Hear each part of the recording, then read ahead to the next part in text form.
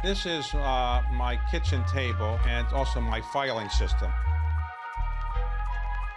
Over much of the past 3 decades, I've been an investor.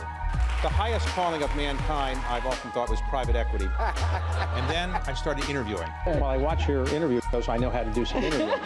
I've learned in doing my interviews how leaders make it to the top. I asked him how much he wanted. He said $250. I said fine. I didn't negotiate with him, and I did no due diligence. I have something I'd like to sell, and how they stay there. You don't feel inadequate now because being only the second wealthiest man in the world, is that right?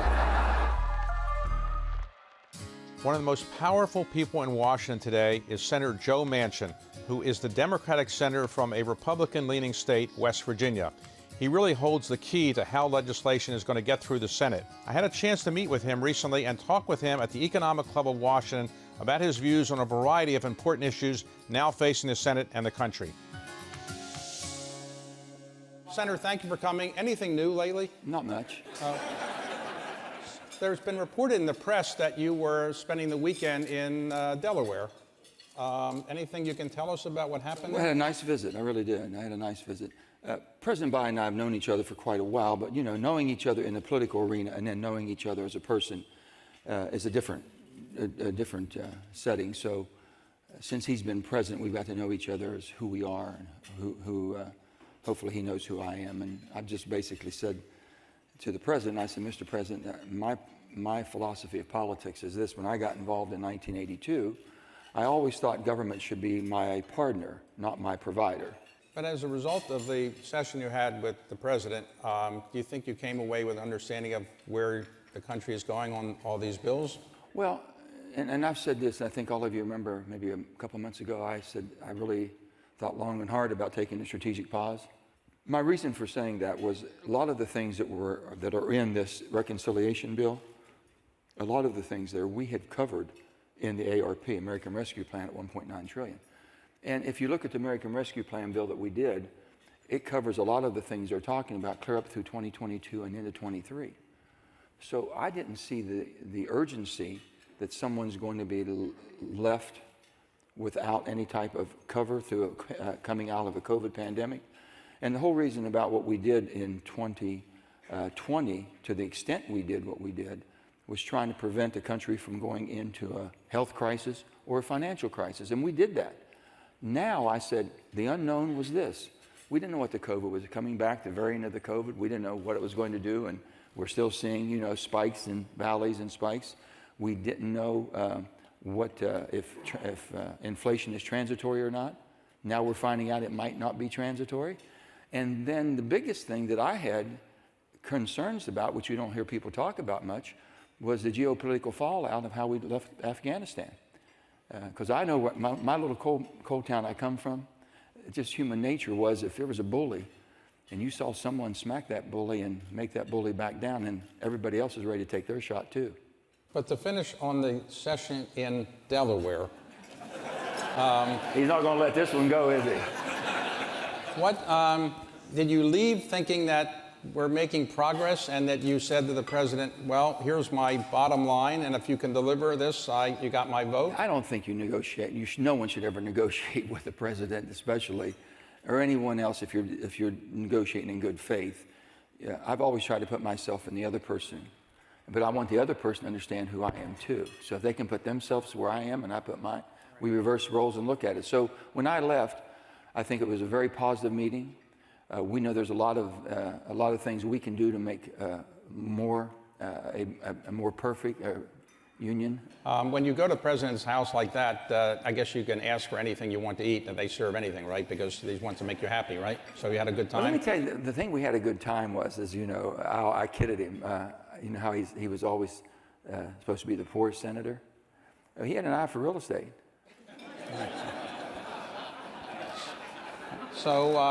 So I told him, I said, Mr. President, you didn't do too bad for a poor senator.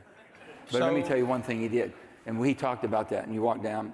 But he built the home, and I was very impressed. He did a heck of a job, and he designed the whole thing. We went through it. It's a very nice home and a very nice setting.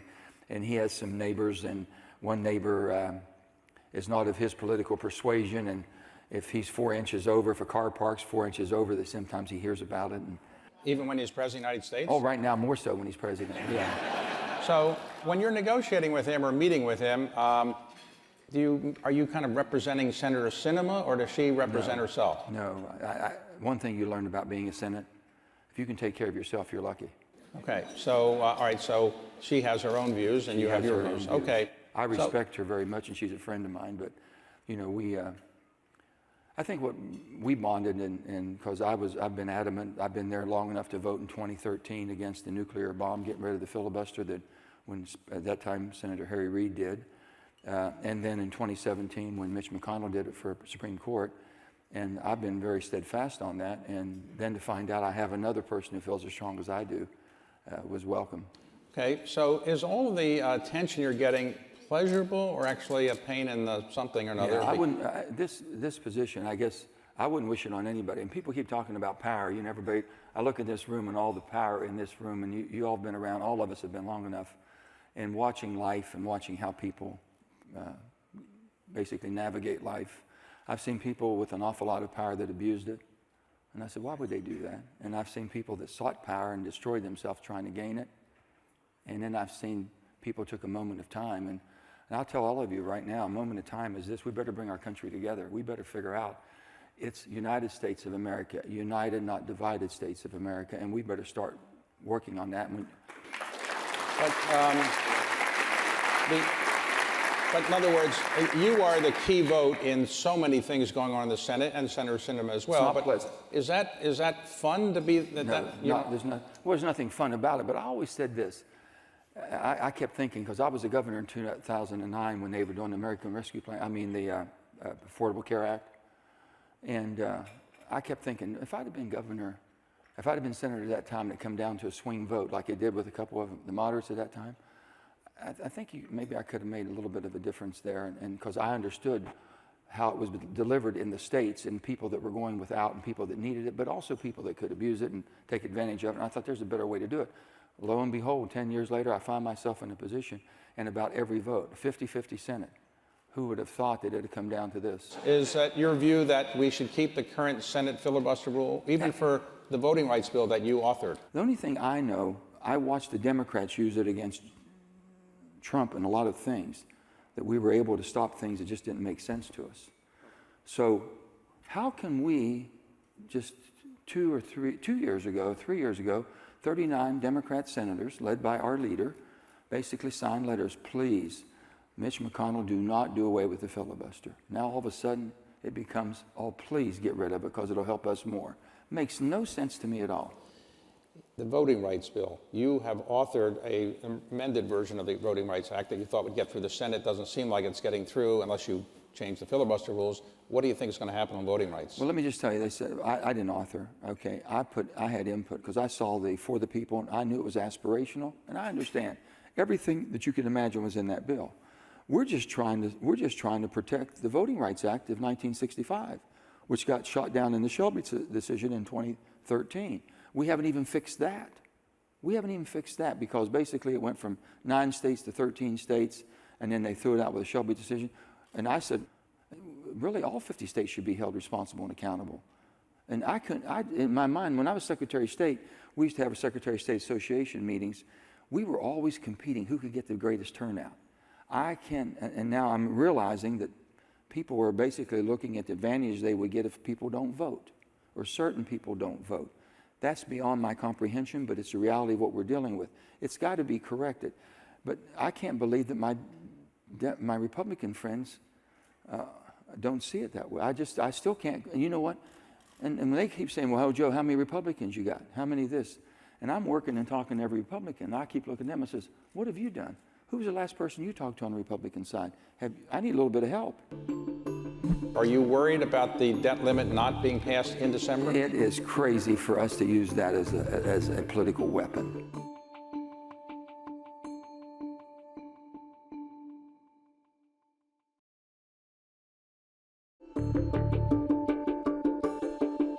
The debt limit, we've extended it until December. Are you worried about the debt limit not being passed in December? It is crazy for us to use that as a political weapon. It is absolutely insane. I think that basically the thing that we should do is come to an agreement, call a truce.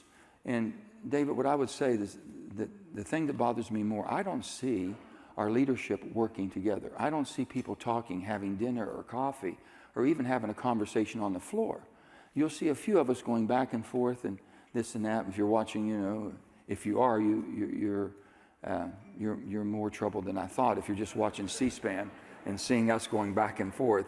But the bottom line is no one's working and talking. So if you're not going to talk and communicate, then the easy way to do it, get rid of the filibuster. That's easy. Sure. All this is easy.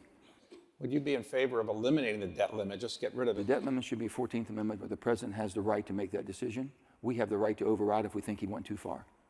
That, to me, is the simplest. It takes all the politicians out of making a deal. The thing that we got caught in the conundrum right now, the Republican says, well, fine, I want you to set the debt limit. It's going to be 31 trillion, 32. You know, we're right at 29 trillion now. So who's going to set the one? The one we have right now is 28.4, and that's going to slide into December. And basically, the only way we can do it right now is if the Republicans would not agree, and I don't think that we should change the rules by ourselves, which is called the nuclear option. This should be something that's done, that's going to hold, and saying, okay, president has that authority. We have the authority to review and override. Based on your experience, you would expect that sometime in December they'll figure out how to extend the debt limit. Before that, I'm pushing it now. We should do it now. It should not come down to the limit again. So if we can't do it and they don't agree on that, the Democrats have the responsibility, being the majority party right now, to do it through reconciliation. And when you do it reconciliation, you've got to set a number. And that's our responsibility, and I would take that and do it. What about the continuing resolution to fund the government? You think that'll go to the last minute as well? Everything goes to the last minute, and it's a shame because no one's talking up until the last minute. It becomes a crisis. We're okay. We can still manage through a crisis. It's a shame that you have to run the greatest country on earth through a crisis. Well, the Senate Democrats and the Senate Republicans, do they socialize or talk to each other very much, or just it's not considered appropriate to be talking to people from the opposite party very much in the Senate? Well, it's a shame that you see some of that going on, that people just don't talk to people that much. And I make a point to have dinner with them or meet them somewhere, or just, you know, I always do that and try to, and I think that's the way. And I think there should be something to where at least the leaders have to have lunch one day a week. I would think that would be good. But you know what we do? We have caucus lunches. All the Democrats go over here, all the Republicans go over there. And once a year we had Johnny Isakson would have all the people from Georgia come up and do a big pork thing, barbecue thing, and we'd all get together. But even then it didn't last much longer than that. So you have a Republican colleague in the Senate from West Virginia, Senator Capito. Yeah, very good friend of mine. So how do you relate We to get along good. One night I had to go back home. We were voting late and we missed the plane. We only had one flight at night going back. So I said, hey, Shelley, I said, I'm driving. She said, okay. I said, you want to ride with me? And she thought about it for a minute or two. She said, okay, count me in. So about 10 o'clock, we take off for West Virginia. And I drive a little bit fast, and at night I drive a little bit faster because I know. But within the speeding limits, though. Well, I won't say that. So we were driving and we were going through Beckley and we got picked up for speeding. Oh, you did? But when you get picked up, I mean, they know who you are, so what do they do? The state policeman comes to the door and he rolls in. Oh my God, he says, Governor? I said, oh no, Senator. He was one of the troopers that I had when I was governor. So I thought I was in pretty good shape. So I guess you didn't get a ticket then. And then when the funny part was this, he looked over me and says, oh my God, it's both of you. Are you worried that the Senate and the House could flip to the Republicans in the midterm, because that often happens in these first year? Well, we didn't have much of a buffer going in, okay, David? It wasn't like we had a little bit of a bench strength here. I know. So are you worried about this? Sure. I mean, you're worried. If I'm a chairman right now of a committee, which I enjoy very much. I've been ranking before on a committee, which is a minority part, which Lisa Murkowski was one of my dearest friends and a great partner, and we worked back and forth. But yeah, it's much better off when you can control the agenda versus you have to follow. But there's nothing you can do about it. You can't do anything about it, but you can have good, sound policy. I've always said this: the best politics is good government. And today, that's not what we're practicing. Today, it's not about right now. And I said, the Republicans are missing a golden opportunity not to jump on the infrastructure bill and be overwhelmingly bipartisan and taking credit. I've seen people take credit of good legislation that voted against it. I can't believe that happens in Washington. I can't.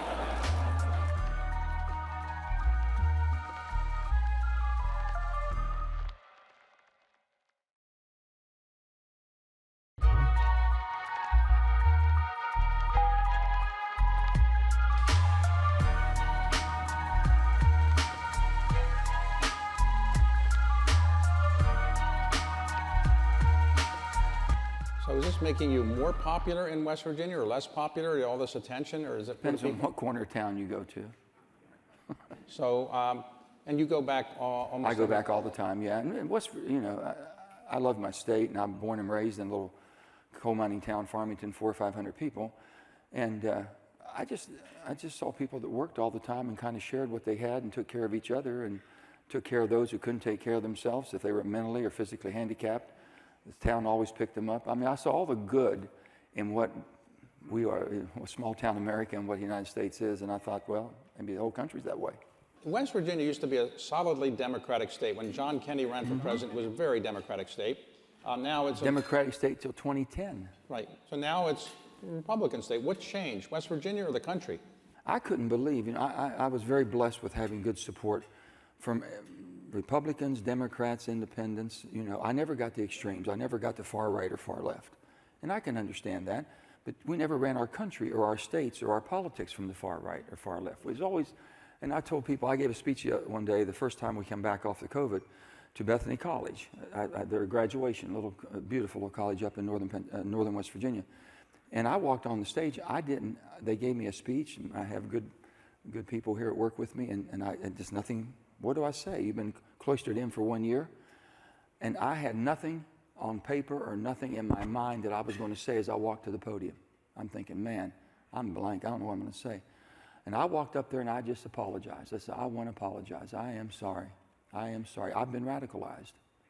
And they looked at me, and I don't know how that came out that way. I said, I've been radicalized. I said, your grandparents have been radicalized. Your parents have been, our generation was radicalized because we don't understand what's going on. You understand? I never had computers. I never had cell phones. Didn't have any of those growing up. So I got my news pretty much down the middle, CBS, ABC, NBC. I'll never forget one time when John Kennedy was running for president and West Virginia was a swing state. And my parents were all excited, and I didn't know why they were all excited about politics, but the young person running, and he was a Catholic, and we're a Catholic family, and there's not many Catholics in West Virginia. So they were all excited, so I got excited. So we're watching television one night, and it had to be Walter Cronkite. He says, it's been said that if John Kennedy becomes president, the Pope will run the country. I looked at my mom, I says, boy, he don't know the Catholics we know. That's all I could come up with, because I figured, I never seen anybody tell a Catholic or Protestant or Jew anything. They're going to make their own minds up. You're the only statewide office holder in West Virginia who's a Democrat, right? Oh, yes. It's very lonely. Have you ever thought my life would be easier for you if you shifted to being a Republican? And somebody have said recently that, people have approached you about doing that. Every day. Wouldn't life be easier for you to do that? Oh, it'd be much easier. My goodness. But is that the purpose of being involved in public service? Are you thinking about doing it? No, I've never thought from this. What I'm telling you now is who I am. Do you think by having a D or an I or an R is going to change who I am? I don't think the R's be any more happier with me than D's are right now. Okay? I mean, that's about as blunt as I can put it. So I don't know where in the hell I belong. So is being governor more fun than being senator? Oh, my God, yes. Okay. Being governor, you know how I got involved in politics? I was upset because I saw a guy come in one time talk to my father. I was 35 years old with 3 kids. I had no intention of getting involved in politics, none at all. And the guy came in, he started talking about favors. This was a local politician. He says, when he left, I said, Dad, he made it look like that he was doing you a favor to take care of people of his constituency. He's not doing his job. And I said, I'm going to run. It just went through me like a knife. I said, I'm going to run. And Dad says, oh, no, you don't get involved in politics. That's not a good profession. Boy, how prolific he was back then to understand that. And I said, Dad, you're a hypocrite. I thought he was going to hit me. And he looked at me and he says, why would you call him? I said, Dad, you always said you want good people involved, have to get good values. They should get involved for the right reason. I said, I think I was raised right. And I think I feel pretty balanced. And he looked at me and he says, you're right, let's go get him. So I ran, I won, and that's how I got involved. I was one of 100. When I was at House of Delegates, I said, you know what? If I was in the state Senate, I'd be one of 34. I'd have 3 times the ability to help more people. And then I said, boy, if I was governor, I'd be 1 of 1. I could really do something. So that's how, and now I'm back to 1 of 100. All right, but you're like it enough so that, well, you're up for re-election in 2024? 2024. So you're going to run again, I assume. I'll be 77 years old. What do you think? But that's young in the Senate. I mean, you're younger than I mean, the President of the United States is older than that. So, I mean, that's young. So, you haven't decided yet, or you want to announce No, here? I haven't decided. I haven't decided. You know, if I think I can contribute and be productive, and I think this moment of time we're in right now, we can balance some things out and people understand. The thing that bothers me more than anything that I think I've ever had in my political life is I don't hear the word, this will be good for our country, when we're looking and thinking about fixing a problem, until we start and then someone tries to justify, if you're on the right or the left, if you're a Democrat, Republican, then saying, we're going to do this because it's good for the country. No. You're going to do that because it's good for the party. Well, in 2024, there's another election, President of the United States. You wouldn't think of running for president? That'd be 1-on-1, wouldn't it? Yeah, you could be like a governor.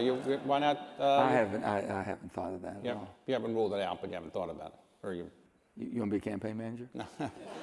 you wouldn't win if I was a campaign manager. I'm not that good. But so. No, I haven't. No, I'm going to support. I support Joe Biden. I really think he was the right person at the right time. We just got to balance things out. How do you think the Biden administration is doing 9 months into it? They're having a little struggle right now. I really think so, and we got to rethink this whole thing. And I'm thinking that I agree with him getting out of Afghanistan. We should have never. You were happy with the way it occurred? No one could be happy the way we got out. No one could be happy about that. But there's not a good way to get out of these things. But there had to be, you think, better than what we did. So you can look at it from that standpoint.